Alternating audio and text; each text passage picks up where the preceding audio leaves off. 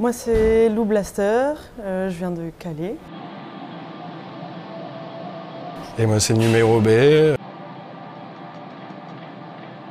Donc ça parle d'une vision de la jungle de Calais et de la situation géopolitique de Calais. Et c'est pas du tout à visée documentaire, c'est un peu basé sur l'affect et le sentiment, le souvenir.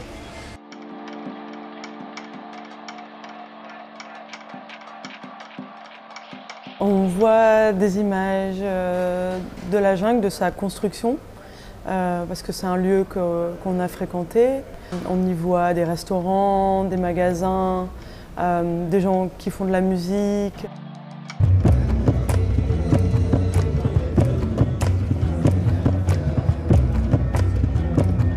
Notre point de vue en tant que personne qui habitait à Calais, il était important de le montrer.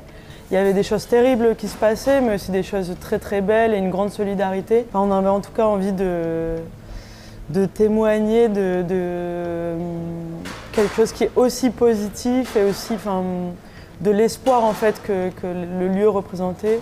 Quand on sort de Calais, on se rend compte que les gens ont très peu accès à l'information de ce qui se passe là-bas.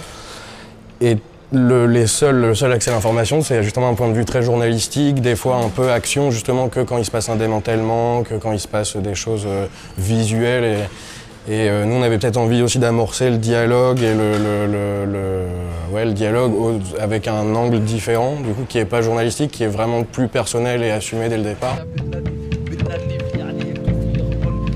Il y en a qui ont traversé, il y a des personnes qui se sont installées en France parce que suite au démantèlement, du coup, ils ont été dispatchés un peu partout en France, dans les CAO. Il y a plusieurs personnes qui sont parties aussi parce que c'est vraiment ultra violent comme cadre de vie, quoi.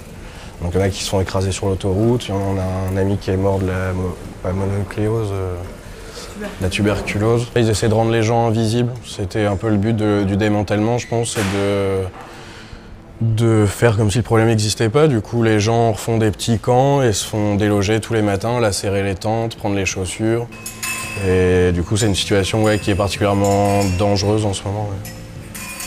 Ça permettait un semblant d'organisation, en fait, la jungle.